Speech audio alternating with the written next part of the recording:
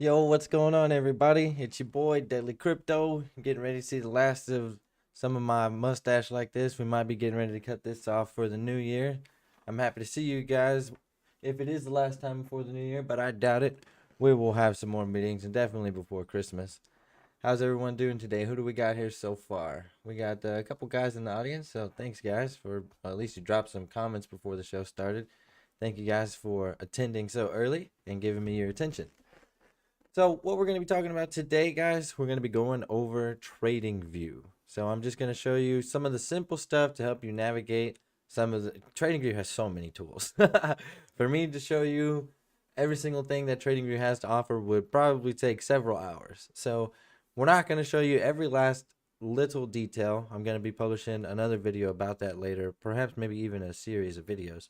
But without going into Pine Script, Pine Editor, we're going to show you some of the most important tools to use and help you navigate TradingView's tools.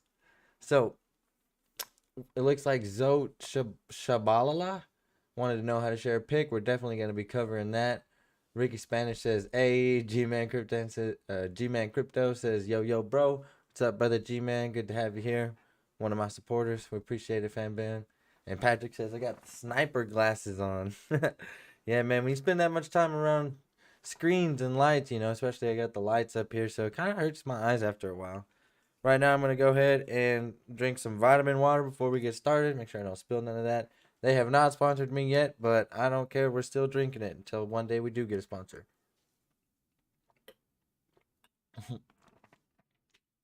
So shout out vitamin water. Looks like Young Xperic says, "Hey guys, hopefully my audio is running. Looks like it's running on this end. So we'll go ahead and get started. Now, normally I would put myself in the corner like this, but since I'm gonna be doing the TradingView tutorial, I want you guys to be able to see the full screen. I don't want to be like moving my stuff around. I mean, basically right here, wherever I'm not in the corner. I mean, it's just a couple little things here, so I don't really want to, keep my face in the way while ever I'm showing this tutorial. So guys, I do have a couple things that I want to go over. If you have any questions about something you don't know how to use in TradingView while you're here, since this is a live presentation, just go ahead and ask your question in the comments, and I'll see if I can fit it into where I'm going to be describing things today. Also, Boy Tamelo says, "Greetings from SA." What's up, Boy Tamelo? My dog. What's up, brother? All right, so to get things started, we're going to start very simple here. Obviously, I'm going to be talking about crypto because this is Deadly Crypto, but a lot of the things we're going to be talking about today can be used on stocks, forex, anything of that nature really that you could find. If there's a chart on TradingView, you can use the tools that we're going to be using today. So the first things first, if you want to search something up, this is going to be very important here. Whatever you're going to want to look at trading, you want to go ahead and pull it up first to see what kind of pairs there are available. Possibly you want to you want to find something for Binance if you're using Binance. You want to make sure you have the right currency typed in. For example, if I wanted to look at the BTC USD index, which is what I'm going to be using for the tutorial today, I would type in BTC USD, and then I would find for the all-time history index, and it's going to show me all of the recorded history for it. If I wanted to trade Tether, I would have to type in the T. Then I can see my options change. So let's say I wasn't using Binance, I was using KuCoin. Or if I was trading perpetuals, then I'd have to type in USDTP. And then I can find what exchange I was using. And for me, I would be using Bybit. So that is the asset I would want to look at. Now, it's not really a huge difference if you're charting bigger pictures and trying to identify larger trends, but it does make a lot of difference whenever you get into scalp trading, futures trading, things like that, where pennies and dollars matter. So you want to make sure, first and foremost, that you have the right chart that you're looking at. Just for another quick example, if we wanted Ethereum USD, well, then we can find the all-time history index. We could see what it would be trading against fiat values on different exchanges. Here would be the Tether pair, and then here would be a perpetual pair. So it's kind of whatever you're looking to trade, make sure you have the ticker right up here. So I'm going to go back to the index. So we'll just load that up. That's what we're using here. Now, if I wanted to add this to one of my lists or compare it to another symbol, I could just come up right here and say, like, for example, if I wanted to compare it to, we'll just say BNB because that's another crypto. So it throws over the chart on top of it and use percents. It standardizes a percentage distance measurement. So obviously these two coins and prices would be a little bit more harder to compare since BNB runs on a different, a way different price dollar value than Bitcoin. But for now, I'm just going to drop that. I have some other indicators here, but I have them covered up. If you want to remove something that we put on through here, like an overlay, we just hit this little drop down if it doesn't show it automatically, and then we can just remove it. So that's how you can like compare different symbols. And this is something that's very basic as well. We're going to need to know what time frame we're looking at. We're not going to talk about, I will show you a quick way to look at multiple time frames here in a little bit, but we're not going to talk about how to perform multiple time frame analysis. I've definitely got, instructional videos up on the channel that you can check out. But for now, we are going to look at how to change time frames. So if you're like a swing trader, maybe you want to look at the daily, weekly, or even monthly time frames. You're going to want to click right here and you can set up different time frames to observe. If you're a day trader, maybe a scalp trader, you might want to get into like the 1 hour. And now it's going to make our values a lot smaller, so we'll have to zoom in. And I got a little bit of scratch TA here that I can just go ahead and clear out real quick. If you come over here, this is our object tree. So I'm just going to click on this one. I want to delete all of these. So I can just click on the top one and then hold shift all the way down to the bottom one. And then I can just delete, and it'll delete all of them. So I'll talk more about the object tree in a little bit. I just wanted to delete those really quick before I get any further into this. I was using those just roughly before this live started. So going back into our time frame, I'm just going to keep us on the daily for a little bit. We'll get into smaller time frames, like I said, in just a moment whenever I work my way across the bar. So I'll just come back into the daily for now and just know that we're looking at Bitcoin on the daily time frame. So over here, this is where people can, start to choose things that look better to them visually.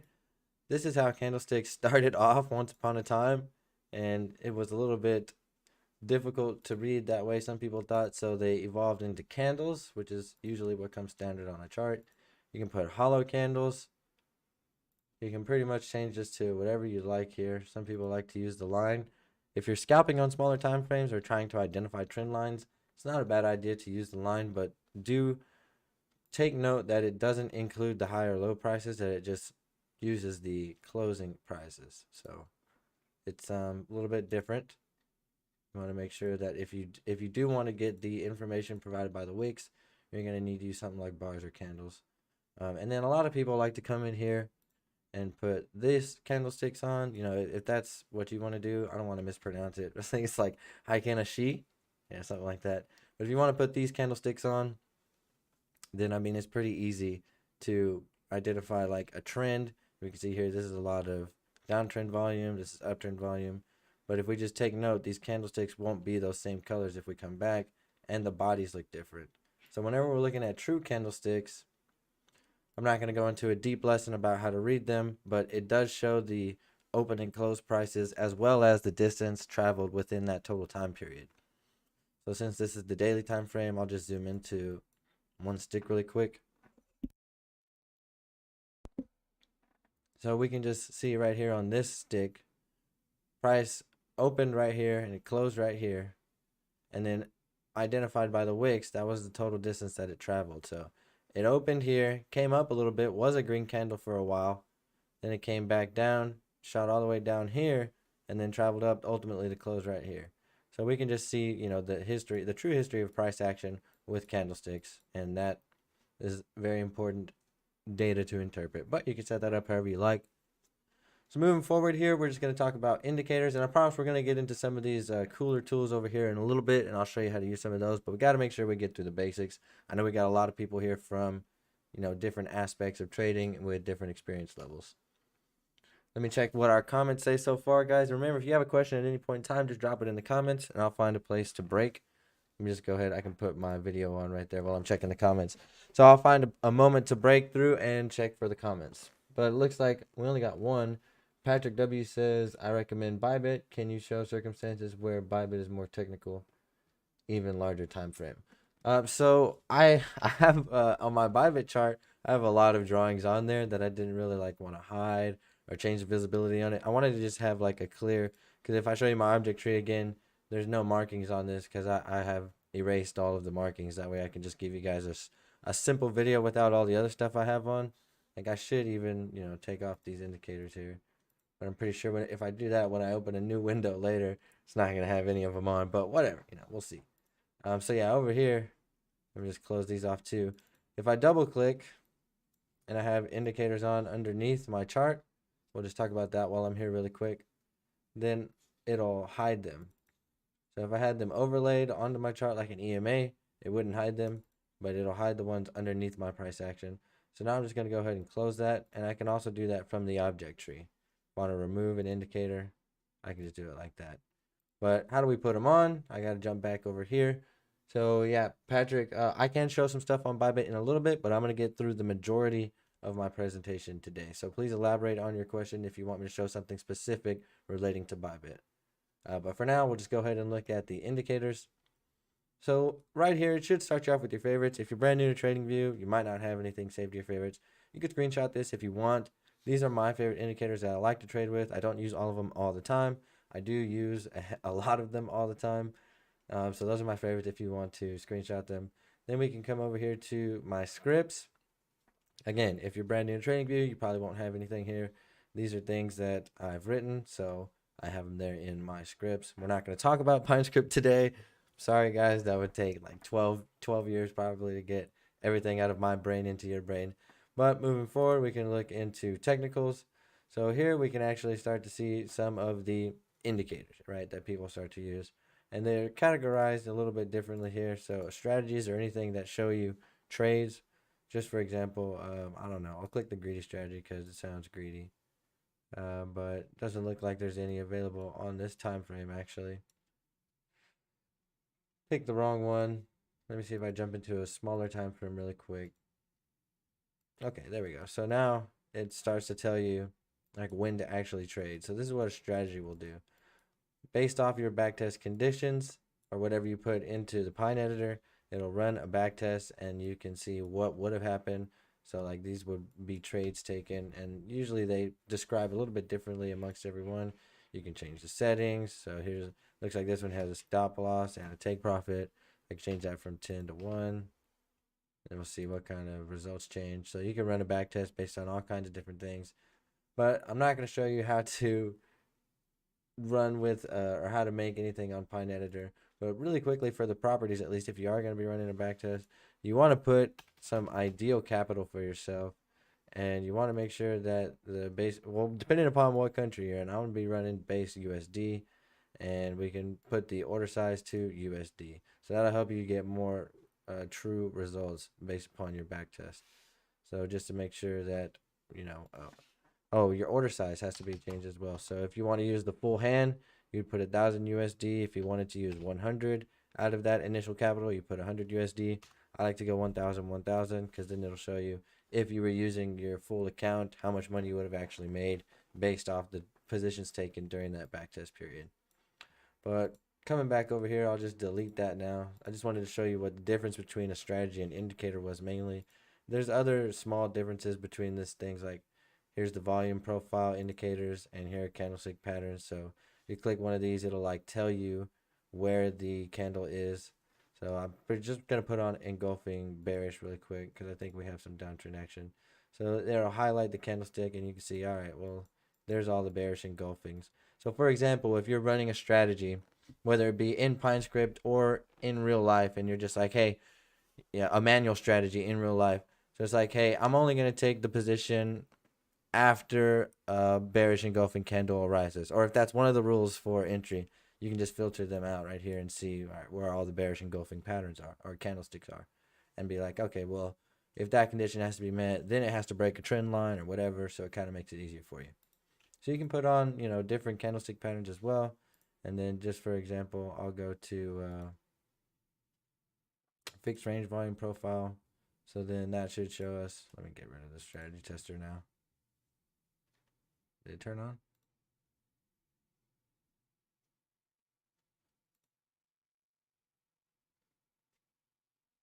feel like it's taking a minute to load. Okay, whatever. If you wanted to put it's taking too long to load that, so I clicked session volume profile indicator. So it kind of goes through like different breaks. Oh, all right. So it kind of goes through like different breaks here. It'll see whatever you want to put on. You can put that on from your indicators. If the fixed volume profile range would load, I could show you that. Let me try it one more time. Okay, so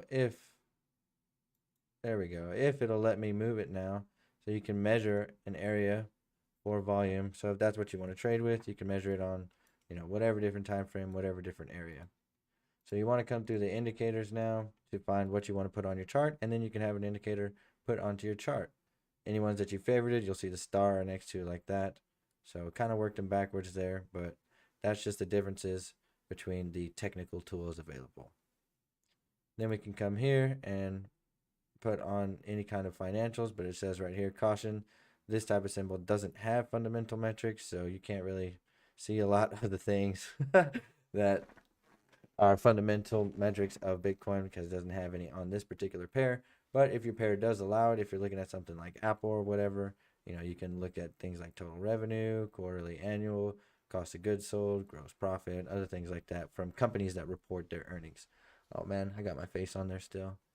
Yeah, that was totally in the way for the Pine editor. Sorry guys. So let me just go ahead and turn that off so it doesn't happen again. Whenever I was using Pine editor down here, or the strategy tester, there's some stuff here. So my apologies. I meant to have my face off at least while I'm explaining the chart layout to you guys. But anyway, moving forward on the indicators, we can come to community scripts here, and this is all stuff that people have tweaked a little bit.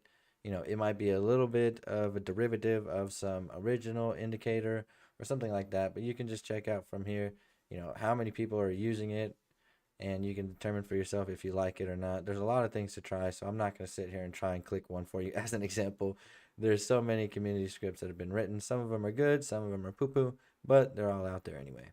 And if you have any invite-only scripts, so this is like if you purchased a custom indicator from somebody like the Nitrous Bull or whatever you've got the indicator from, if it's a private script or an invite-only script, you'll find it right here. So that's how you would come. And then if you wanted to add one of these to your chart, you just have to click on it.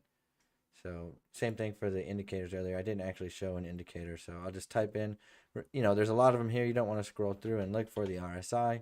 You can just type it in. It'll come up, relative strength index. Now we have two indicators on our screen.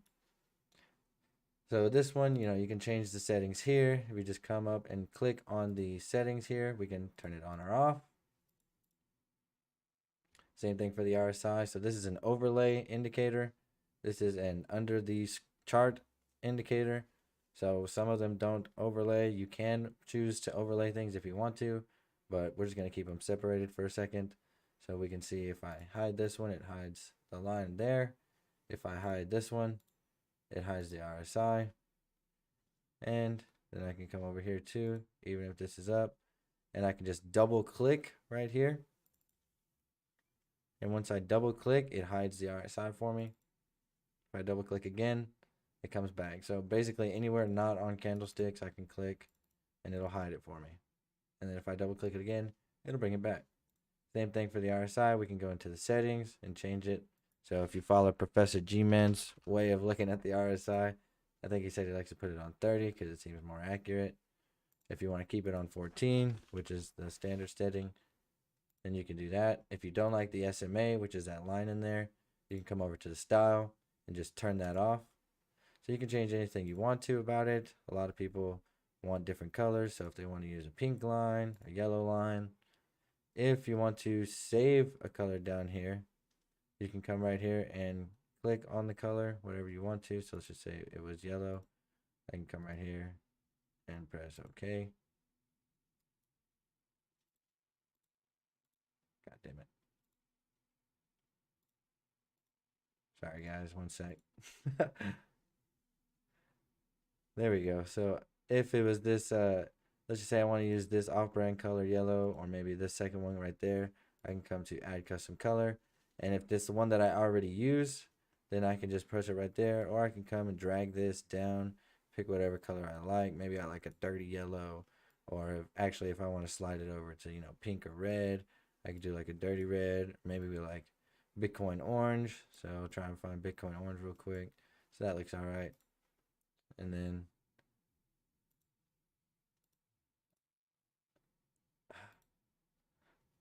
I have to add it. I'm sorry, I clicked OK. So I have to click add, and then it will be at the bottom. So don't click OK or it won't save it. Then you can have it right there in your color palette. So we have all these colors here. If you want to remove it, you just right click and press remove. I'm not going to remove it. I'm actually going to remove that Bitcoin color because, I mean, it's a cool color and all, but it's not one of my favorites. So here are my favorite colors that I like to use. But anyway, if I don't want the RSI there, I can turn it off, and then it's just going to show me the MA, which is the moving average based on the RSI. And for every indicator, it's going to be different, So basically, whenever you look at an indicator, you're going to have inputs, style, visibility, which means you're not going to be able to see it on a certain time frame if you deselect from something here. Naturally, it comes populated all the way. So if you don't want to be able to see it right now, we're looking at the 1 hour time frame. So I'm just going to deselect hours, and then I see it turns off. Or if I only want it on the 4 hour and above, then I can click right here and press OK. It disappears on the 1H, but it comes back on the 4H. So this is a universal tool that's really helpful. So let me just show, for example, we'll go back down to the 1H and something on the same subject, but just a slightly different. We'll get into, which all these lines and indicators and all these line tools over here in a moment. But I just want to say, for example, if I'm drawing this here and here, it can be sometimes helpful to have this on different visibility. I accidentally pressed create alert on different visibility. So I'll set the on different intervals right here, and I can do it to all intervals, current interval only, current interval and below, which means it'll be 1 hour and below, current interval and above, which means it'll be 1 hour and above. Or I can come back into the settings, and then same thing here. If I want to do it very specifically, set it to 4 hours and 24. So now it's not there on the 1H time frame, and I can see it on the 4H time frame. So this is going to be really helpful for whenever you're scalping and you're setting up a bunch of small lines on a smaller time frame, like the 1 minute. So let's just say we're going to zoom in here. And we'll jump into the object tree again really quickly. So I'm just going to draw some lines over, and I'm not going to say any of these are correct or, whatever's the deal. I'm just drawing some lines for the purpose of the illustration here. So now let's just say I have all these crazy lines on, and maybe this one's like, I don't know. Or I'll use a support zone really quick. I'll show you guys more about these tools in a moment. But let's just use a resistance zone, So boom, I have a resistance zone, all this stuff. Now, I don't want any of this to be available on the larger time frame. So I can just click through here. I can click from where I want to go all the way, or from where I want to start to all the way where I want to go. So remember, I'm coming back to the object tree, which is down here. And I'm just going to say, all right, I want to use this trend line through this rectangle. Or if I just want to go this trend line to this trend line and not the rectangle, then I hold shift and click to there, and it selects everything in between. So I'm going to click off for a second. If I want this one and then the rectangle too, I'll hold it and I'll click into shift. And then I can come here into the settings. I can change the visibility. I can change all of this to be, not available on the hourly. So I just put 4 hours through 24. So I can put whatever hours I want it to be available or not. I can put it, if I don't want it to be available on a different time frame, on the minutes. So if I don't want it available on the 15 minutes and up, then I can put here, this has to be 30 minutes to 59 minutes. Now it's not going to be available on the 15-minute time frame.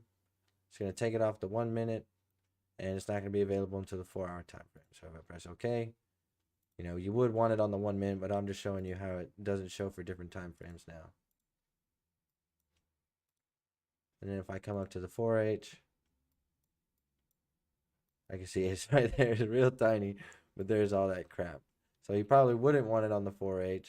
So I'll go back to the 1 minute now. This is probably how you'd really be running it if you wanted it on those time frames. So let me just click through here, select all of them again, visibility. So now I wouldn't want it on the hours, and I would want it on the minutes, 1 through 15. Let's just put it that way. That way I could see these here. I wouldn't want it on none of the other ones. No seconds, no ranges. So here, this is how I'm just trying to play. Just for, a quick example. Now if I come up to the 5 minutes, I can still see my little trade scratch. I come up to the 15 minutes, I'm starting to get a little bit look at the bigger picture. It's still there, it still kind of makes sense. If I go into the 1H, it's not there. So none of that little chicken scratch is going to get in the way of my bigger idea. Maybe I have a bigger idea like this, something like this. They're coming together, whatever my idea is.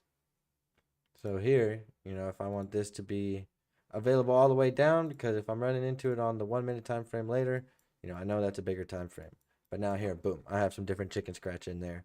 So that is how you can select what to put on what time frames, and that's very, very helpful. That's very helpful whenever you have that. So, coming back to over here, we started from here showing the visibility on different time frames, but it didn't seem like it was that helpful because I immediately closed out and showed you that you could just hide it like that. But it can be really helpful with different drawings that you have applied to your chart.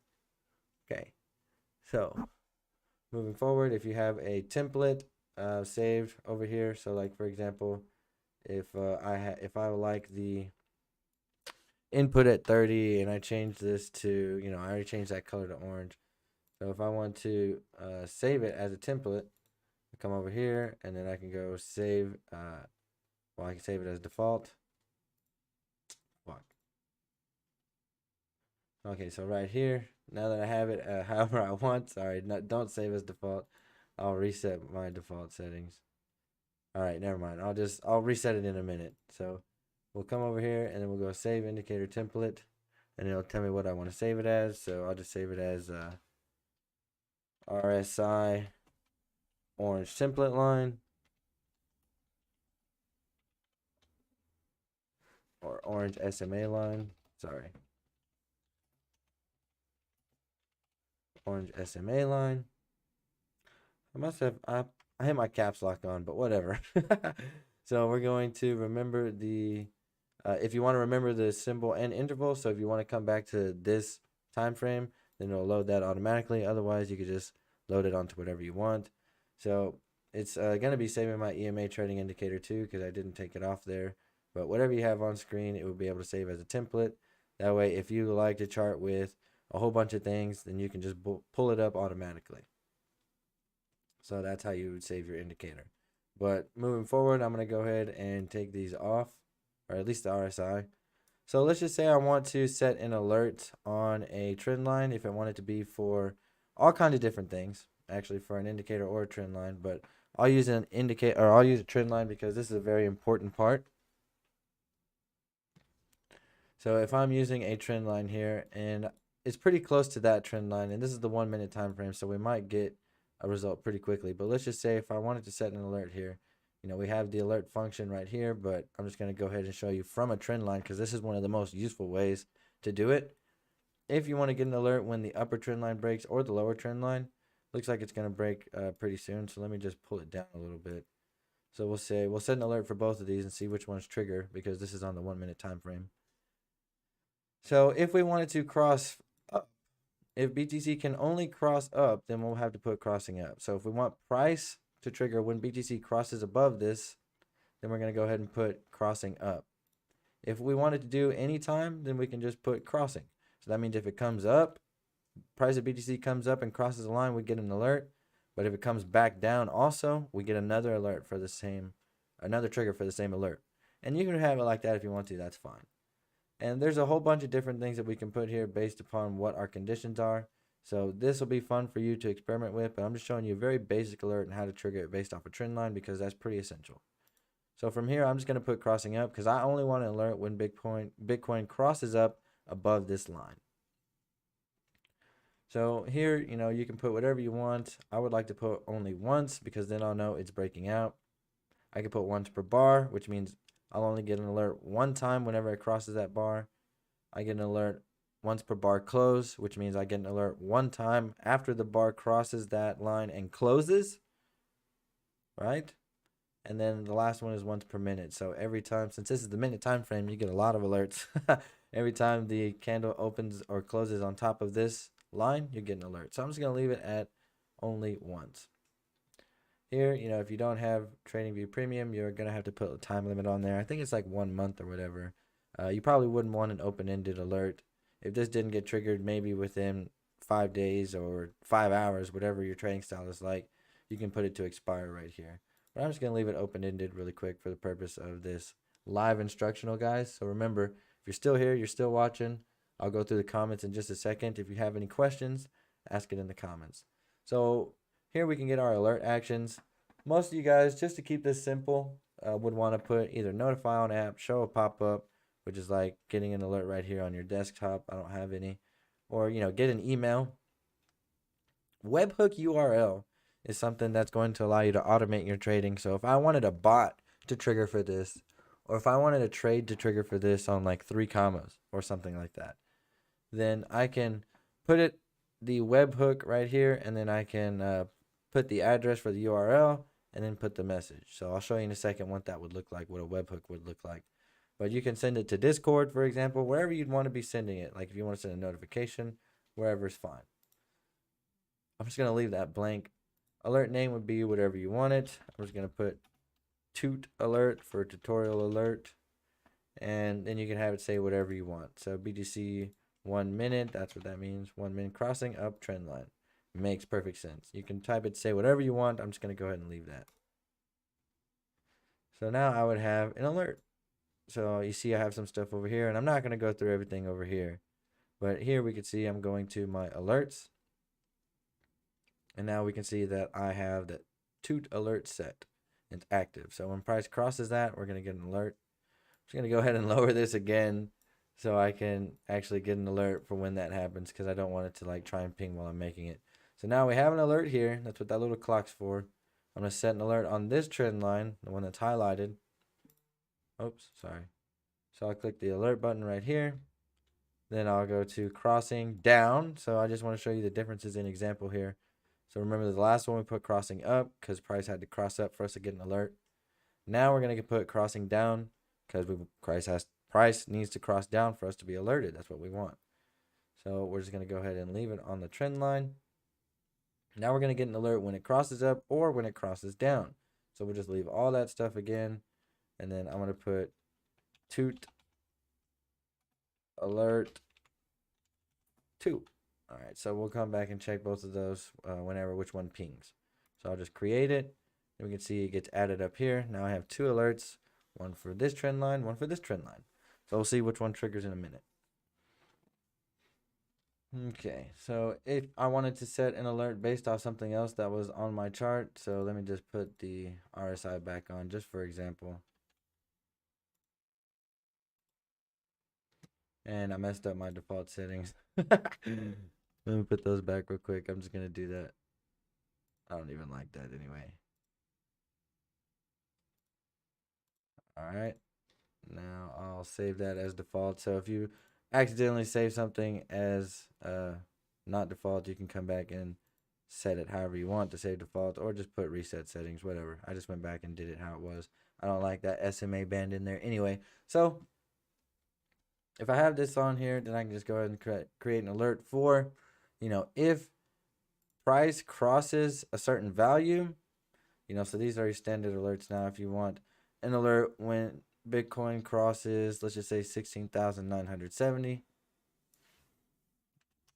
you change that right there, and then you see a dotted line comes up, so you'd get an alert at that point when price crosses this value.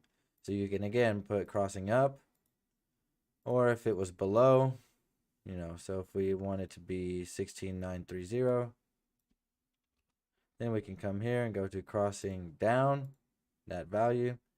So you can set an alert based off of that. Or if we had a different indicator on, this is a quick way to get after it. You can also go from in here, as we just did with the trend line, and set an alert. But now I can also do it from up here to set a condition for the RSI crossing. We'll just say, actually, we'll have BTC. Okay, yeah, my bad. We'll have RSI crossing down, RSI based MSA. So whenever that line I deleted, I'll turn it back on in a second. So we'll get an alert whenever price crosses down on the RSI SMA, or we'll put crossing up because I'm pretty sure it's about to be below anyway. Let's just leave it on crossing. So we'll get an alert anytime it crosses. That sounds better. So then we can set to however many times. I could put only once. That way I could just do one alert. And depending upon what kind of, alert you wanted to set, if you had multiple things on here like the MACD, you'd be able to set that as well. Whatever indicators you have applied to your chart at that point in time, you can set an alert for. And then I can just put whatever I want here. So I'll just do toot alert 3. And we're not going to do any webhooks or anything like that. All right. So now this line that I turned off that was initially yellow, whenever price crosses, or the RSI crosses this, we'll get an alert. So this, imagine this little thing comes down. I'll get a paintbrush. This comes down. Turn that yellow. And then this comes up. Boom. Turn that purple. So if this occurs, when it occurs, we're going to get an alert because that's what we've just set an alert for. And you can set alerts for all kinds of different things on your chart. I'm just going to go ahead and remove that. Now, if you wanted to do a chart replay, I don't know if this feature is available actually for maybe to a certain degree if you don't have a subscription. But either way, I'm just going to go through it. So if you wanted to replay something and see maybe if I would have seen this happen, I would have done this, I would have done this. You could click replay as I just have. Go ahead and exit the mode. So I can rewind any amount of information. If I just wanted to rewind it even back here, I'll click replay. And wherever I set this to, it's going to clear that information from forward and I'll get to spectate and watch it develop. So I can come right here and now I'm okay. So look, we got one of those alerts. So cool. Our relative strength index crossed over the SMA on the 1 minute time frame. So we'll take a look at that in just a second. So here, we can just go ahead and click play and we can watch it move forward. We could set whatever speed we want to. So if I wanted to watch it at a slower speed, so if I'm trying to watch something or, whatever the deal is, if I missed that shot, I'm like, oh man, I need to go back. So I just click this and it'll jump back again. All right, we're getting another alert. It's breaking up on that trend line, obviously. So now we know what's going on without looking at it. But really quickly, if I, like if I missed that shot, I'm like, oh man, how did that happen? What led to that? Then I can just back up like that. And then I'll just put it at 10x so we can go forward. Oh man, it dropped again. So, if I missed that, I'm like, wow, how did that happen? I could back it up right there just like that. And then we keep playing.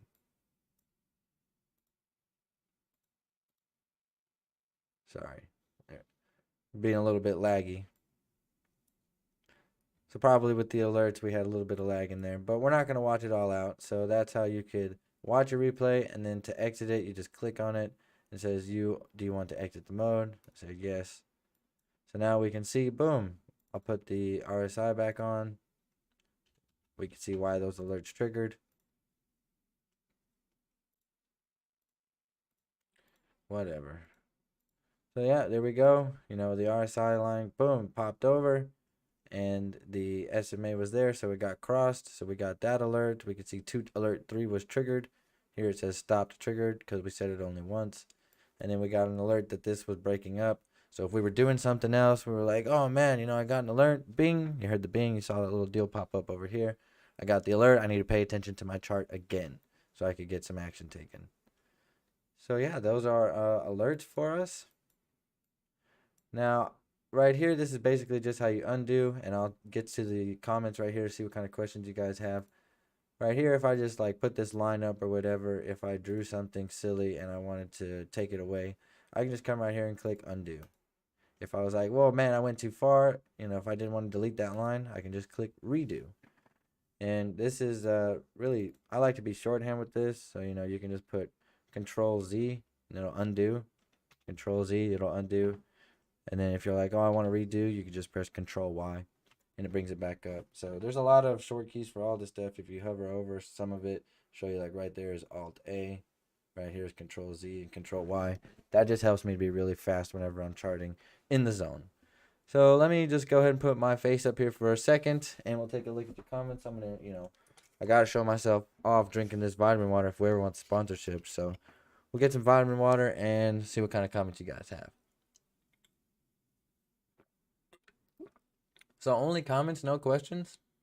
King Crypto says, "What's up? What's up, brother? How you doing?" T-Cal, one of my supporters, says, "Yo, bro. Sorry I'm late. Shit, better late than never, brother. Glad to have you here.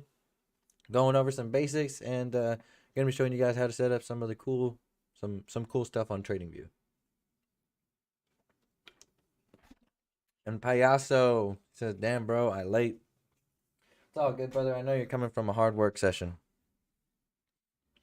All right, so guys, any questions that you're gonna have along the way, feel free to ask them in the comments. And whenever I find a stopping point, like I just did, oops, still on the paintbrush.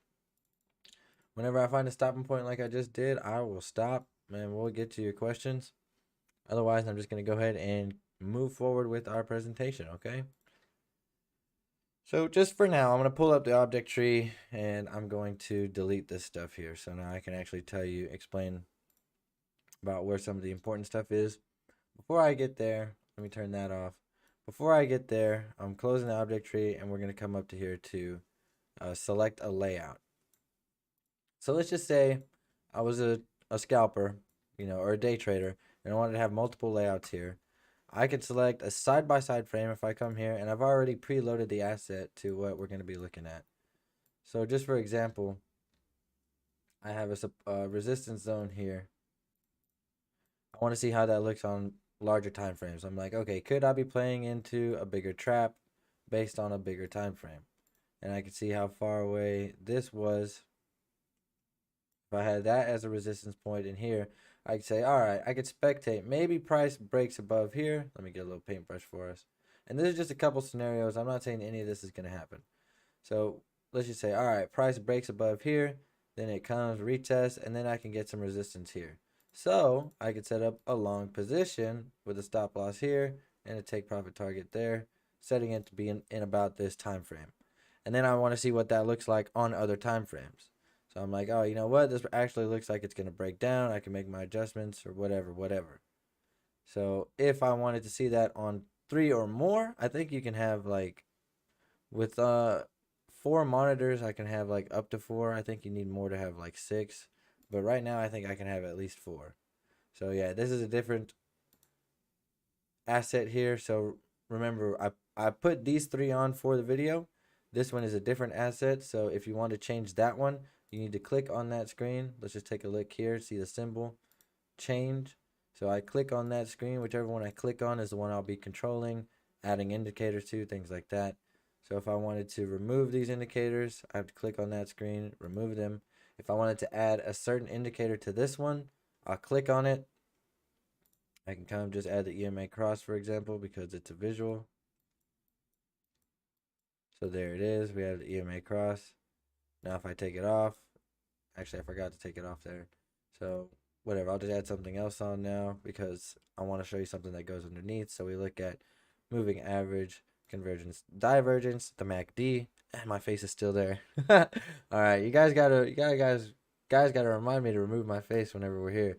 See, because now I know sharing the screen takes up a little bit of it there. But anyway, so we're looking at this now, and it's been added to the bottom only on this one because this is the one we had clicked. Now if I just want to remove it, and I need to get the entire asset to match the one we're looking at, then I come up over here, backspace, and I remember which one I picked, all-time history index. Now we're looking at the 1 hour, but my drawings aren't there, right? So how come they're not synced in these other layouts? So I'll need to come over here, and then I can push whatever I wanted to, right? I had this box, and I had this long position, and this brush. So we'll just put all of it. We're going to select all of it. We didn't have to select all of it, but if we want to, we can select all of this here. And then we're going to right click. We'll go to, it says sync and layout, but sometimes it has a glitch whenever, see, that's the thing. You could watch a tutorial all day, but it doesn't really talk about all the glitches. So it still has this little glitch. Even if it says synced and layout, you have to click no sync really quick. Because remember, it's not synced here. No sync. And then we'll right click, sync again. And then it shows up on every single one. So, you know, this is how you can get it off. This is how you can remove that glitch, because whenever you add multiple screens after doing your TA, so remember how we did it on 2 screens only, then we added 4. So that's why it didn't sync up there. But once we do that, we can see that it syncs up onto the chart. So if I wanted to trade, you know, with just 3 of them, I could do it like so. Get that out of the way. If I wanted to trade with 2 of them, I could do it like so. You know, and then whatever changes I make from the top to the bottom, they should appear. If not, I can just sync it out. So this one's 15 minutes because I have this one clicked. Here's 5 minutes. Add whatever indicators I want, set whatever alerts I want. So I'll take it back to one screen. And we're on the 5 minutes now. And let's just say I'm going to delete this risk to reward ratio. And let's just say taking that away.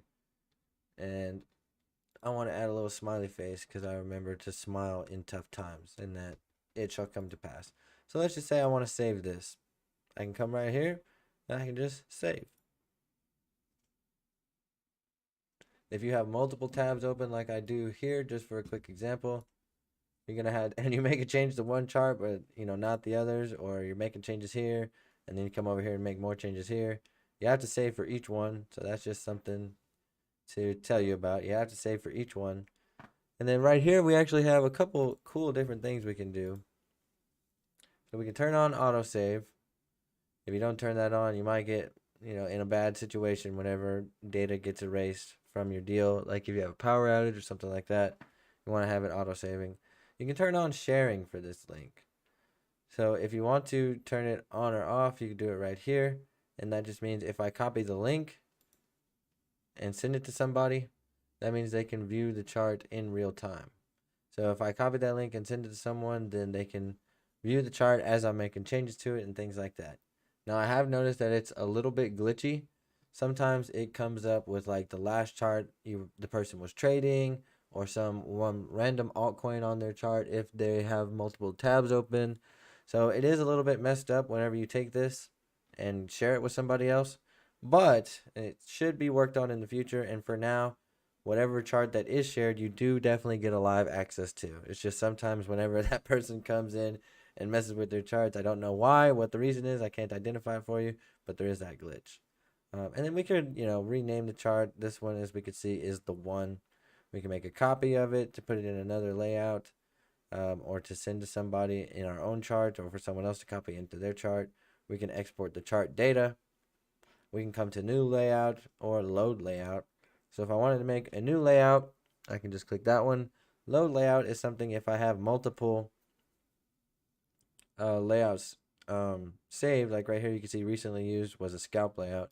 So if I want to actually come in to scalp something, I can put on my scalp chart right here, and then I'll just click that, and it gives me a totally different layout wherever the current price action is of this asset. So let me try and zoom in here.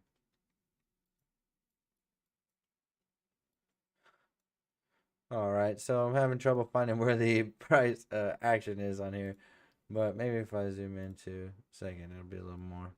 Nope. All right. So anyway, as we can see, I've loaded a different layout here. So I'm not going to try and chase the price down of LTC BTC right now, but it will load all the different things that I like to use. So here we can see I have different indicators set up: visual assistance, EMA cross, and these down here. So that's kind of like what I like to use for scalping. And then if I wanted to load, you know, another layout, I just come back to whatever, how many I have. As you can see, I only have 2.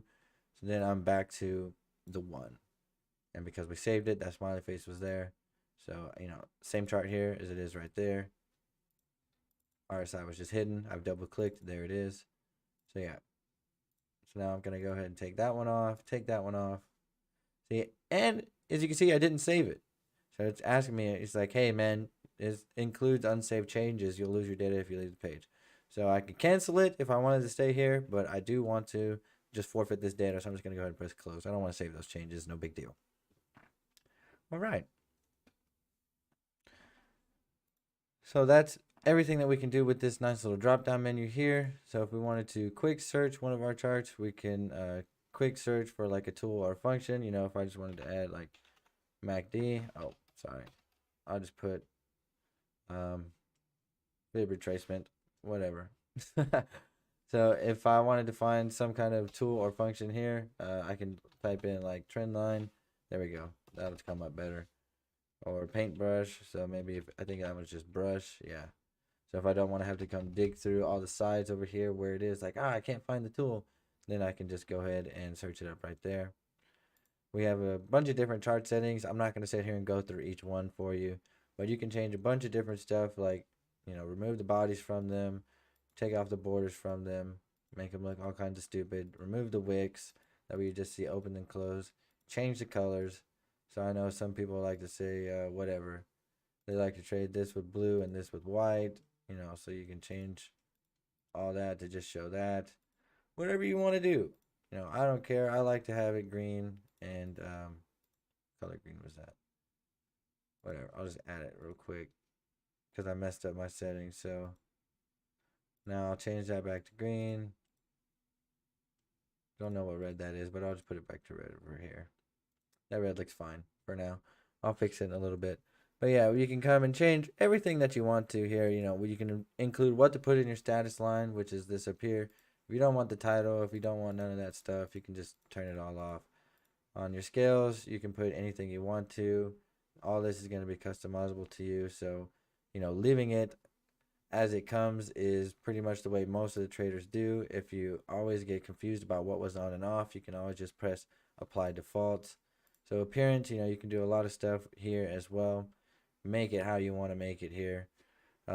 There's all kinds of different settings to mess with here. If I went through every single one, it would take 12 years. So you can actually plan events, though. I do want you to know that you can put events on here. So TradingView has a calendar. You can add events to your calendar or to a chart. But, I'm not going to go through every single setting. There's a lot there. Someone wants to know a very basic feature is how to go full screen. And then we can come right here. Or you can just press Shift and F. So that'll take you into full screen and you can get out of it really quickly. So that's one of the hotkeys I do like to use. Or you can just come right here and then press escape. Same thing. You can't press escape from while you're here though. You have to be full screen to press escape. Otherwise you can just come over here and from anywhere you can just press Shift F and Shift F again. Or escape once you press Shift F. Then the little camera button here is where we can share screenshots of what we got going on. So if I wanted to save the chart image to my desktop, I can save it right here. I can name it whatever I wanted to. BTC Smiley. So I could just save it right there to my desktop. If I wanted to copy the chart image, then I can copy it. It's into the clipboard now. If I wanted to copy a link to the image, I could copy it from here into the clipboard now. I could share that link right here into the comment section of the live stream. And then you can open up that and see the picture that I've taken. And I can also tweet it if I had my Twitter linked, but I'm not going to do that. And then for the last one up in the top, which is another basic feature, is publish. So you can share your idea with the community. You can record a video or even do a live stream like we're doing here for the YouTube. So just for example, if I wanted to publish the idea really quickly. Okay, well, I think I'm on the 5-minute time frame. So it's telling me to pick a larger time frame, whatever. I'll just put the 4H really quick. Can't see my smiley face, but I'm not going to publish it anyway. So we'll just go to publish the idea. And then I can put, BTC, market structure, failing. And then I can describe my idea right here, whatever I wanted it to be. Share that with the community. You can choose if you want it to be public or private. So it could only be available to people with the link. If I shared the link to you guys in Crypto University, that's how it would be. So this is just basically publishing your idea. I don't really want to publish this. So it says, do you really want to cancel publication? I'm going to put yes because I'm canceling it. And then we'll go back into our time frame of observation, which is where we had our little smiley face. So that's all of the basic tools at the top, or the basic functions at the top rather. Now I'm going to come over to the left hand side and we can get into some of this cooler stuff. So we are on a small time frame here. And let's just say like I have this trend line and I can come and choose templates from here. So if I was like making a trade, I can just choose from a template that's a really quick one from right here. based upon how I want it to look or whatever, how I want it to pull out. So if I had it like support or resistance, I can click that. If I had a swing high or swing low, I can turn this into a swing high since we're touching this. And then I'll just bring it up. Well, ideally, you want it to be out like that. So now that's touching that. So I have a swing high back here. I can clone it or come down here. I can draw a fresh line. So if I click over, it's going to be our trend lines. We have a couple different tools here. We'll go through some of the ones you'll probably be using more often than not. I don't really want to go through every single tool on every filter, but I'll show you where the main things are for each category. Before I move forward, guys, does anyone have any questions they want to ask? I'm about to get balls deep in some shit. I'm going to be explaining some stuff to you guys here that I use a lot, how to use the things I use, and then, a couple different tools that are also beneficial to me and maybe beneficial to you. Like I said, you can play around with all these after the tutorial and let me know which one is your favorite tool, because there's so much to go through here. But yeah, if anyone has any questions or comments right now before we get into this, I'll drink some more vitamin water. Hopefully get this thing knocked out on camera today. Just let y'all know this is the real deal, and we love this shit, man. Helps keep me hydrated throughout the day and making my trades. And we're not even sponsored by them. We're trying to be.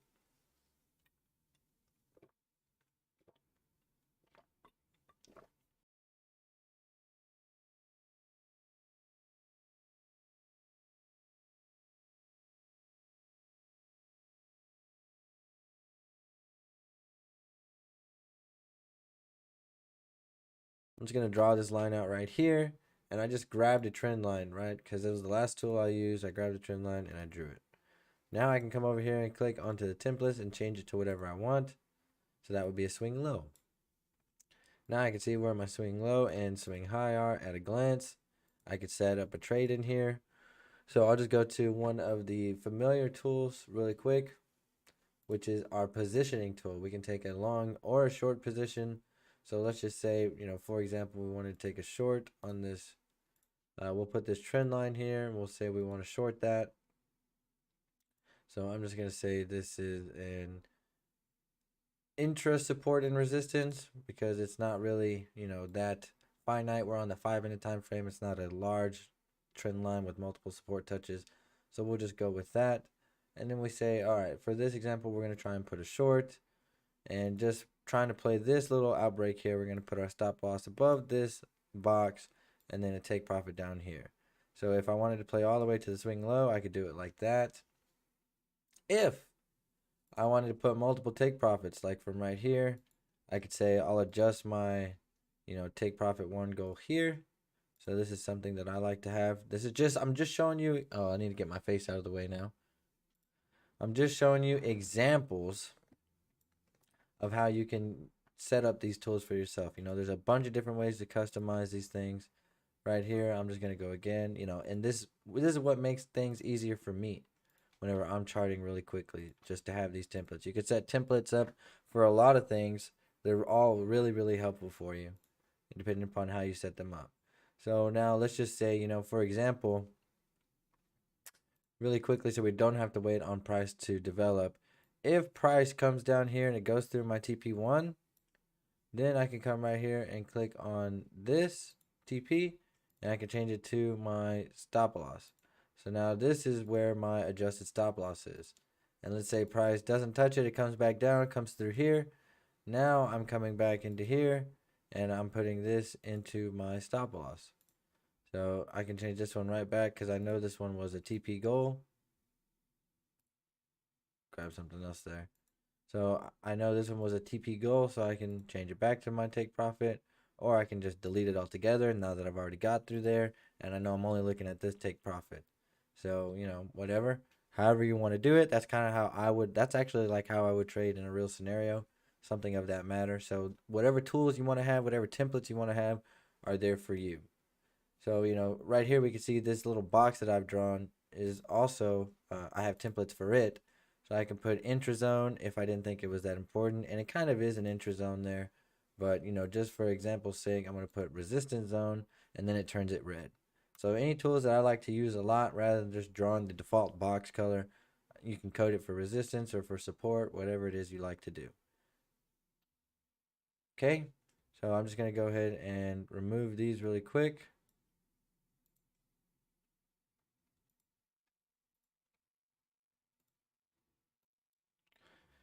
All right, so we can see that now. And if I just move forward a little bit, I'll talk about a couple of different things here that you might need to use. So something that I like to use is for like divergence. So we can get this info line right. And let's just say, I'm not going to highlight the best example of divergence right now, but I'm just going to say that I have this trend line here. This one slopes up. If you don't know what divergence is, we talk about it in detail in my RSI tutorial. But I'm just going to slump this trend line here and here. And this would be an example of divergence. And it's not the best example by a long shot, but we could see here that this line is sloping down, this line is sloping up. I'm just choosing one very quickly to show you how I would use the tool.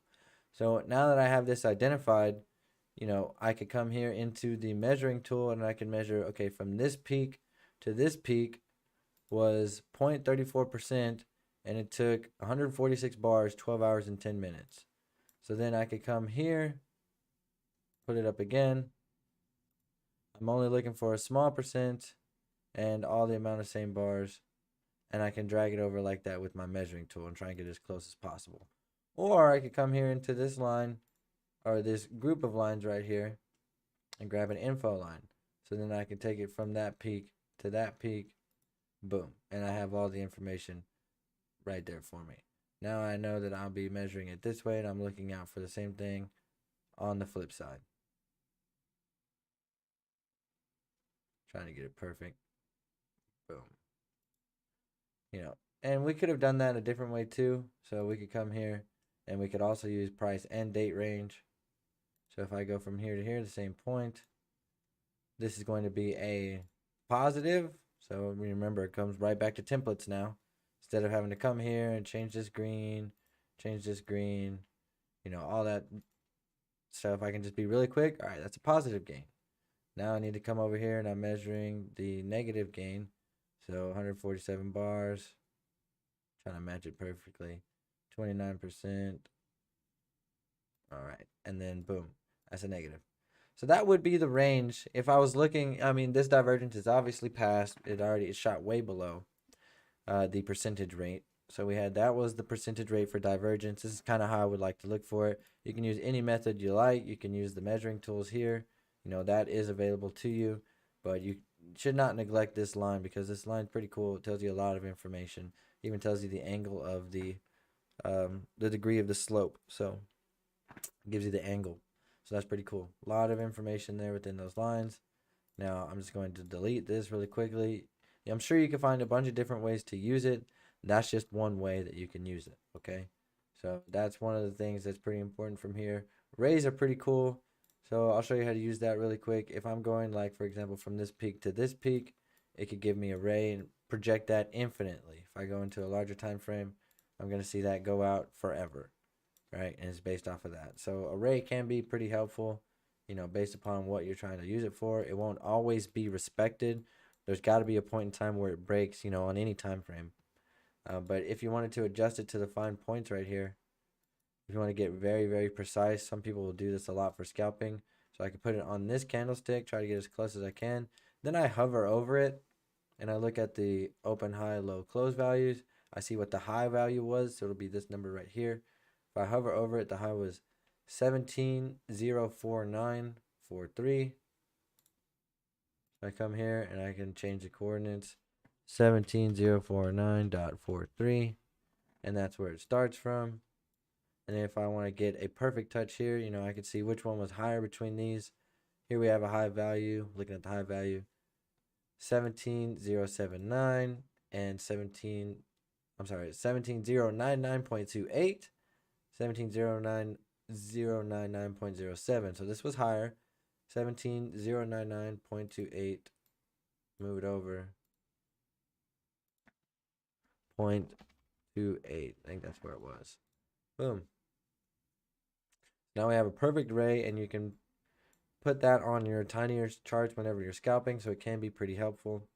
That's something that you might be using a lot. An arrow, if you want to point to stuff, I use it sometimes and put text behind it. Or if you want to show the direction that a trend might be using, I also use the paintbrush for that, which is this. So if I'm talking about speculating, I could speculate like this or like this. Or if I wanted to use an arrow, I can put an arrow here, an arrow here. If you wanted to speculate, however you want to speculate is up to you. So one of the other things that I like to use here is a parallel channel. If I'm trying to find a channel, like for example here, I'll run it along the bottom, try and take it to the top and fit it where I can, right? I want to try and get as most stuff included in that as I can. I won't have a perfect one here. There was one not too long ago on ETH that I could probably show you, but to save on time now, I know we've been running for quite a while. To save on time now, I'm just going to show you, here's something I use a lot. So I can have a consolidation. This is an uptrend, so I turn it green. If it was a consolidation period, then I could turn it blue. I don't really see any consolidations. Here's one. So I can come in through here, here. I'm like, this is, this point is kind of a consolidation. So I could turn that blue, and I know that's a consolidation or whatever. So another tool that I like to use from here, if you're not really good at identifying channels, this isn't the best tool to use, but the regression trend is pretty cool. You can measure it from place to place. So like if I wanted to measure, before I knew this was happening, I could have this right here. So it kind of draws out what the trend is for you based upon where you measure from. If I'll just go ahead and measure two different ones just to show you. So, if I measure from here to here, it's going to try and paint a channel for me.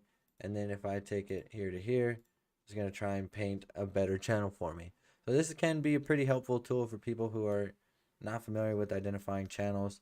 But, depending upon where you draw it from, it can be invalid or valid. It's just the software's best way of doing that for you. It attempts to do it for you. So just like, for example, you have to be familiar with structures inside of structures because all of this shows downtrend.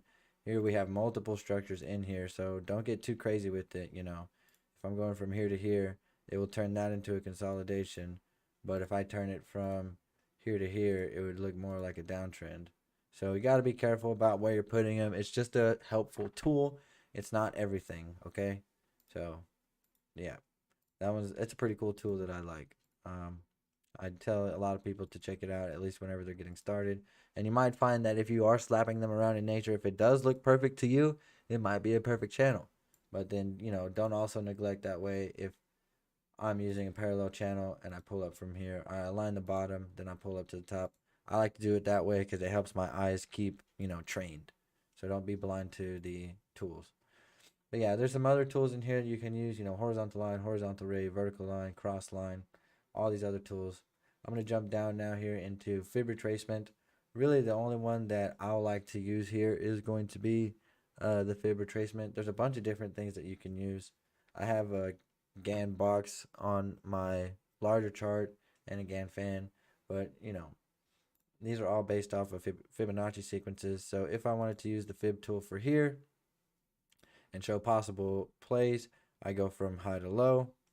If I wanted to take the fib tool and go to possible plays for like a rejection type of movement, I go low to high, and I can see if it's going to be, just a pullback or if it's possibly going to reverse.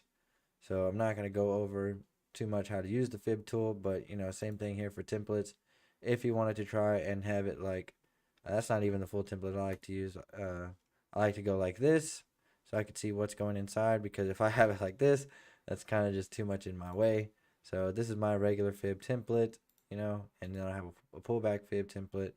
So if I'm looking for it to just be a pullback, then I'll use something like that. But you can set up your templates for however you want. Just going to go ahead and remove that.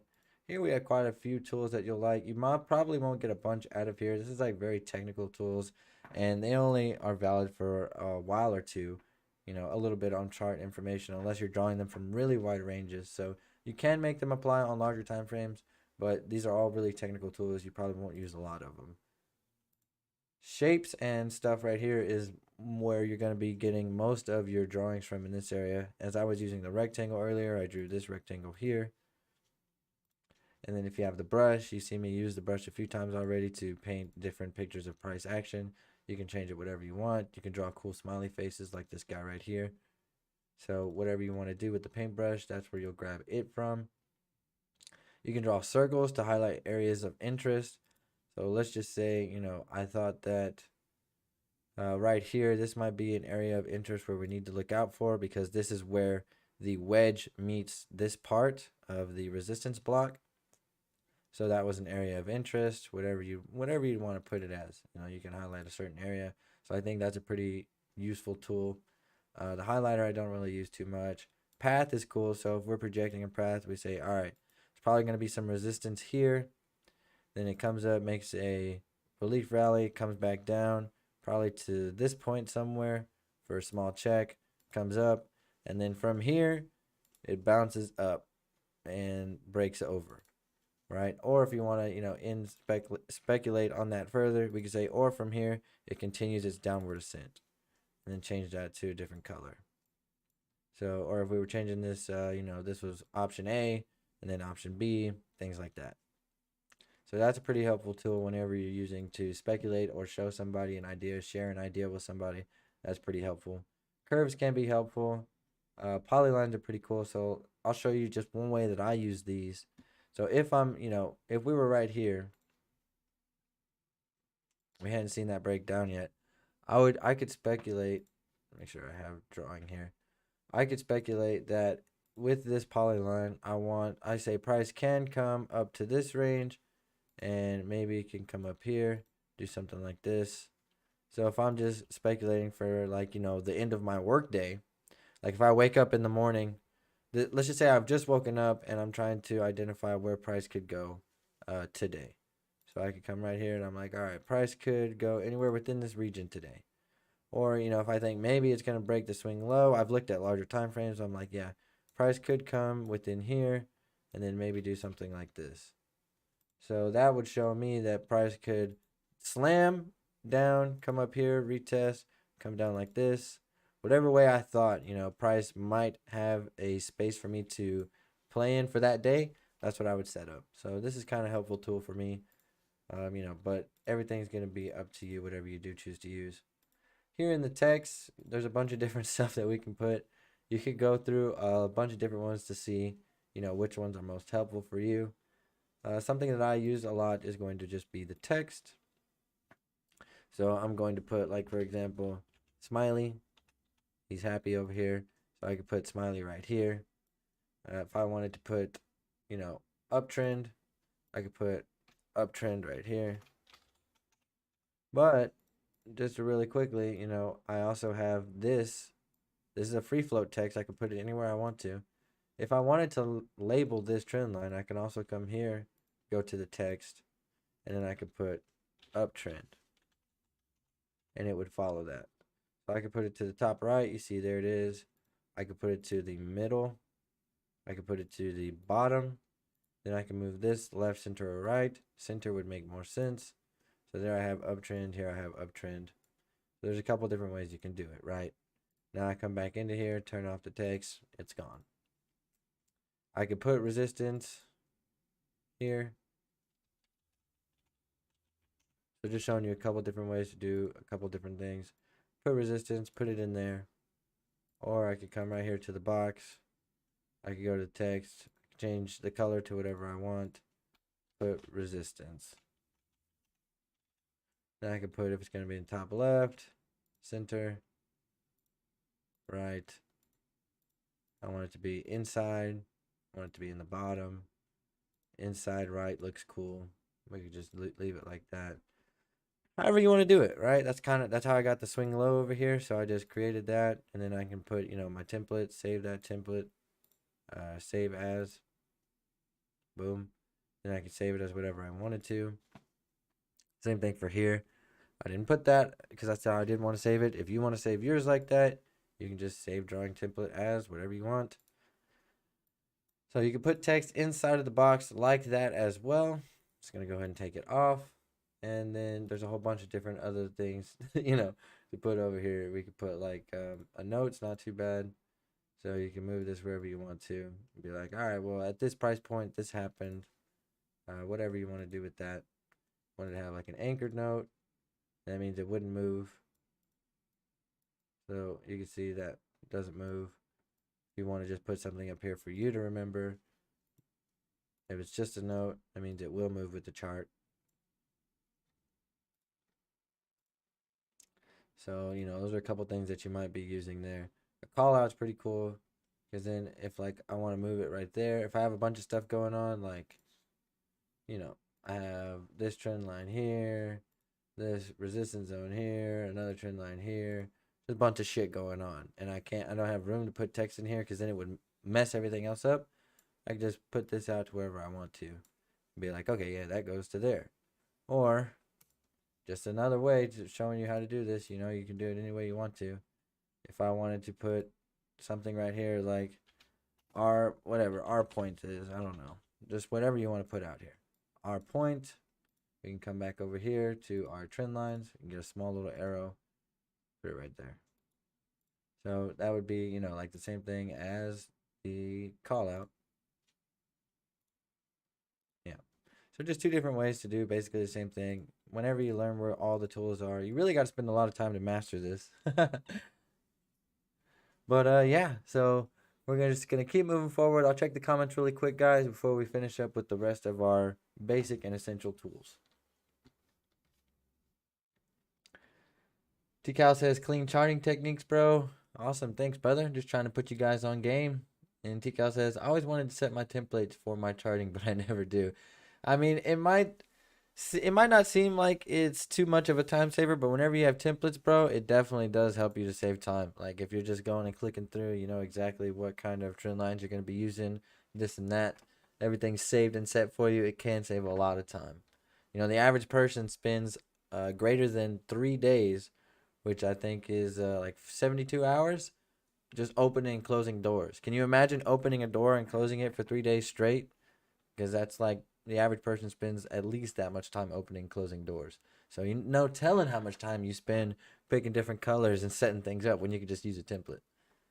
Johnny says, hey, Edward, hope you're doing great, buddy. Going back to watch from the start. All right, Johnny. Well, when you get here, what's up? Shout out, Johnny, one of my other supporters. Thanks for being here, brother. And Payaso says, I don't know what he's got there. That's like the awakening eye of the Kundalini or whatever. So we'll keep moving forward here since you guys don't have any questions. Remember, guys, this is the whole benefit of coming to a live show is if you have questions to ask them. I'm going to make another TradingView tutorial in the future that has a lot of shit covered in depth, but you're not going to be able to ask me live questions there. So if you have any questions, guys, you can ask it right now. I'm going to go ahead and get out of the replay mode now because it's kind of just stuck there. And we'll get back into it. So let me move myself out of the way. All right. So where did I leave off at? Oh, the text. So yeah, you can put a bunch of different ways to put text out here. You know, that's up for you to play with. Here we can see a lot of different tools. One of my favorites from here is Head and Shoulders. You know, there's a lot of different patterns that you can put into effect here. I also kind of like to put time cycles because you can see if something is on a time pattern. Like for example, if I'm trying to time this wave here, then I can move it. See, so I'm starting from here, moving to here. So I can see if anything else is on that time wave. So boom, boom. If I was trying to guess that these lumps were in the same rhythm, I could try to put that on there to see if it was following a time cycle. Something else that I like to look at here is our Head and Shoulders pattern. So this is going to be like a classic one. I don't really see any Head and Shoulders off the top of my head here, but we'll just say, you know, for example, if this was a Head and Shoulders, this is not a perfect one, but if we found it, just for example, we could come up here, do it like so, and then break it out, and it would show us all the different measurements of the Head and Shoulders pattern. If it was coming from like so, it would give us the neckline. Wherever this was would give us a neckline. Wherever this was would give us a neckline. So that's pretty simple tool to use from here. Now, a lot of these require you to know a certain type of pattern or formation that you're looking for. So if you don't know anything about them, they're not really going to help you. So you have to understand what it is you're using. There's a lot of tools in the toolbox, but you know, the hammer has a place and a time. The jackhammer might come in more efficient at a later time in a bigger venue, but you're not going to use a jackhammer to build a house. You know, different tools for different situations. We dabbled around a little bit in here. This is kind of like where a lot of our measuring tools are. So, again, if we're setting up a short position, which is what we would want to do here, we could say if price enters this red zone, I'm going to close my trade. I don't want price for my asset to go above this point right here. If it breaks out of that resistance zone and continues to come up, I want to be out of the position. And I'll try to take profits here, but I'll also have multiple take profit tools or multiple take profit targets. So I could set that up again, right? Remember how we had that earlier. Let's say I believe this was going to be a favorable long position. I can set my long here, and I'm like, all right, you know what? Based off of this previous resistance point or off of the swing low, if price goes below the swing low, I'm going to be out of the position, setting up a bit of a larger trade, maybe back to the swing high. So I can see, all right, this is going to be my area of profitability. This is going to be my area of stop loss. And I can even measure how much time I want to be in this. So, if I'm using the measuring tool and I'm saying, okay, this is going to be 10 hours, 35 minutes. Or if I'm using the info line and I'm like, okay, this is going to be whatever, 10 hours, 45 minutes. Then I can say, all right, I'm going to stay in this trade for that amount of time. And that's how long I'll be in the trade. So if, I'm going to get my paintbrush again. If price comes from here and it's like, all right, it breaks above that resistance, but it doesn't really go all the way to my take profit goal. Once the time reaches this point right here, let me just use a different combination of tools. Once the price reaches this point, I'm going to get out because it's at the end of my risk to reward ratio. The time has expired. If price comes and does this, comes down, it comes up and then it comes below, but it's like right here, and we haven't hit my stop loss yet, but we're still in this area. When price exit my risk to reward ratio, no matter where it is, if it's in a profit or a loss, I'm going to close it. And I don't have to. I'm just saying this is how, if you had that mindset or wanted to put a time distance on your trade, this is exactly how you could do that. Because when price exits the end of this risk to reward ratio, it's at the end of your projection, right? And if you didn't forecast any further than this, why are you staying in the trade? So that's, a couple ways you can use these tools to help you right here in the measurement section. And, we can have a couple of different things here. If you just wanted to get a date range, I use the measurement tool, but that would just give you a date range. If you wanted to just get a price range, you grab that here. We say, how much did this fall? I go from top to bottom. It was minus 1.72%. Here's a negative. So if it was a positive gain that I wanted to measure, how much did price go from here to here? I can say, okay, that was a positive gain. So when you do more charting, it might, make your when you get used to adding more tools, it might make your charting look a little sloppy. But if you're the one who's dressed it, then you're the one who knows what it's going to look like and what everything represents. So you can play around with the measurement tools here. It's pretty helpful for you. I'm going to come down into the symbols now. And this one, this is basic symbol stuff, like whatever you want to put. So I don't know. If I wanted to say, all right, like, yes, this setup's going to be good. Like, whatever. If we had this whole setup and I'm like, if price breaks below this level, put a check right here. Whatever. I don't need to explain the symbols. I think you got this one. Whatever symbol you want, like, all right, pay attention right here. You want to draw an eyeball or a smiley face, you can clone that. Put another one here. Grab this guy, bring him here. And then we can come over here and get a curve. Where's our curve? Sorry, we lost our curve. There it is. Come here, get a curve. Now we have a smiley face. Whatever you're trying to do, you can do it with the symbols right here. There's a bunch of them.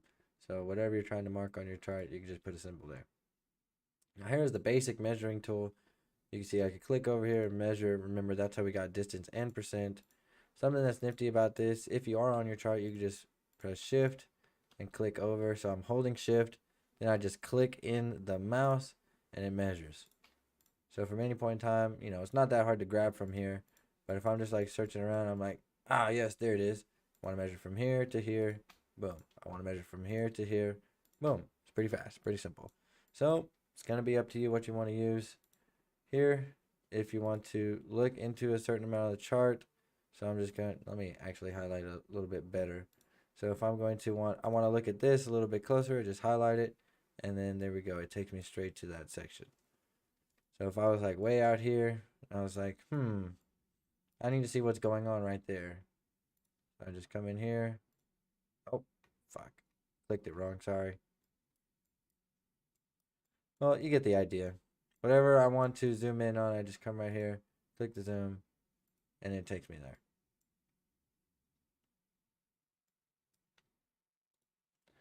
If I want to zoom back out, I could just hit that key after I've zoomed in. So that's pretty simple. Here's like the snapping tool. So this tool kind of makes me a little bit upset, but I'll just show you really quick.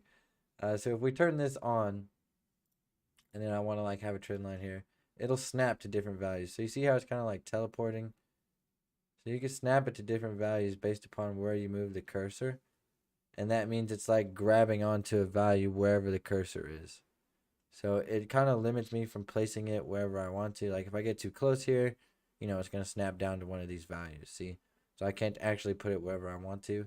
It can be helpful in certain situations. Like if you're trying to find, a range over the tops. So like for here, if I turn it on, I can lay this down across here and it will snap for me. But if I want to just do it more free range, then I can just have it to wherever I want. So it snaps to values. And, this is up to you to determine if you want to use it. You can have it weak or strong. I don't really like to have that on there. So here, if you want to stay in drawing mode, it will not allow you to click out from drawing mode. So you can like lock that on. You can lock all the drawing tools. So that means like, nothing can be moved or whatever. So if I put it back down there, I lock it so nothing can be moved. Or if I want to hide all the drawing tools, just go like that and it hides everything. So like, for example, if I have a bunch of indicators on here now, so let me go into the EMA cross and then whatever, visual assistance and nitrous bull. So I got a lot of indicators on that I'm trying to use now, and you can see, it draws all the stuff for us, the formations. I'm looking at, is it bullish momentum? Is it bearish momentum? And I got all these other little dickly drawings in the way. So I can just hide them out. Visual assistance makes it a little messy with all the visuals there, but whatever. We could see whatever we want to turn off. If we were just looking at the EMAs, that's all we wanted, we can hide our drawings. So it can be helpful depending upon what indicators you have on, what you're trying to see. You can just hide them all very quickly instead of having to come in one by one or change them on the visibility. And then, of course, we can delete shit. So I'm not going to delete anything, but you can remove different stuff. Or remember, too, if you wanted to delete certain stuff, too, but not everything, you could come over here and click through whatever ones you wanted to. If it was just one thing to delete, you could do it one by one like that. You can come over here. You're like, all right, I don't want this trend line, that rectangle. Come over here. So you can't individually click. Like, for example, if I wanted to start from here, hold the shift, and I wanted to select this one and this one only, if you click from there, it's just going to highlight everything in between. So make sure whenever you are deleting multiple things at a time that they're in at least the same order. Like, for example, Smiley over here. So if I wanted just to delete Smiley, I could just click these three, and, we're going to get rid of Smiley now. There's the text.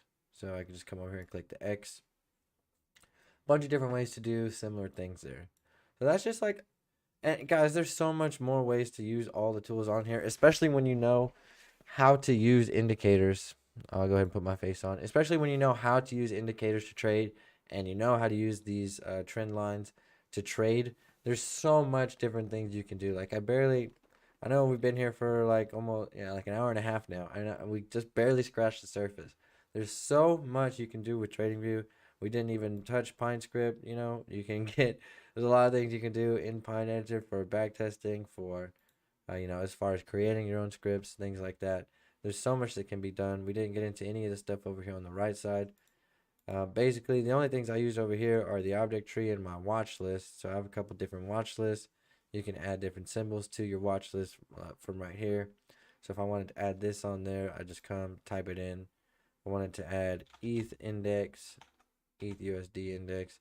Then I could just add it whenever I find it. I put ETHUDD.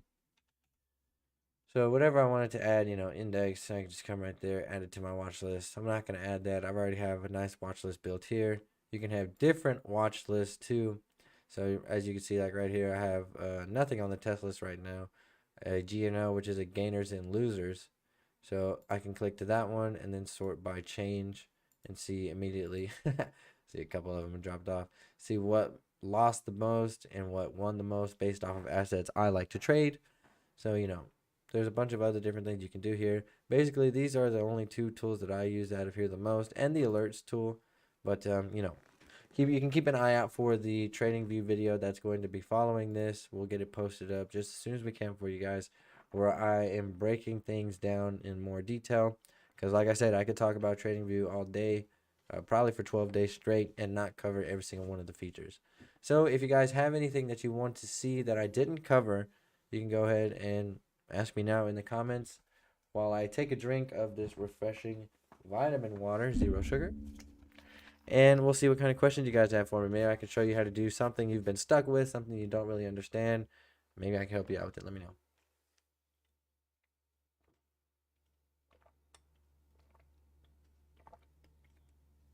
No, guys? Whoo-wee! Love me some vitamin water. No? Nobody? Nobody has anything to say, fellas, huh? No questions? Everyone's a TradingView master?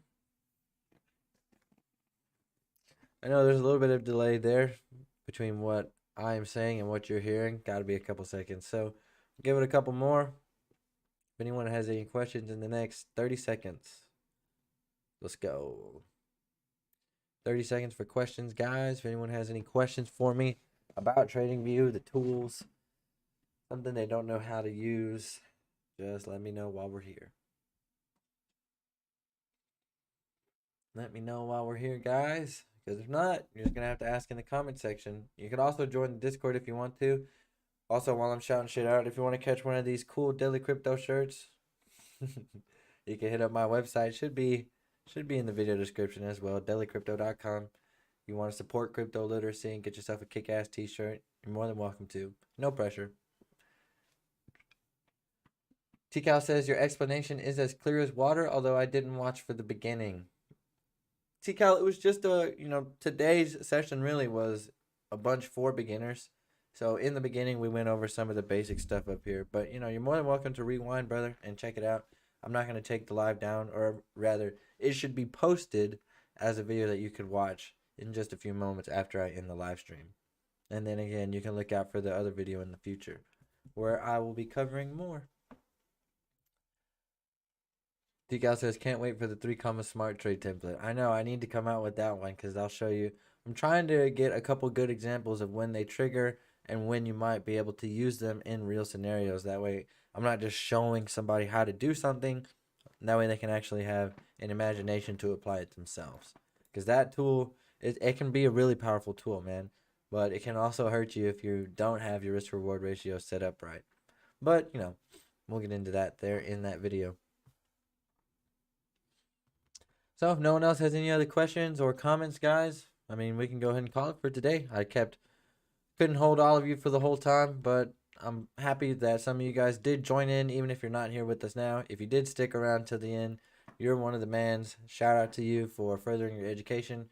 And I appreciate everyone's attendance, whether they were here for 5 seconds or whether they were here for, 5 hours with me. If I were to run for 5 hours, I don't know who'd be here. But yeah, thanks guys for tuning in. If you have any other questions, you can catch up with me in the Discord, which I hope should be linked in the description, else I just sound stupid. So thanks, everyone. I'll check y'all later. Toodaloos, brothers.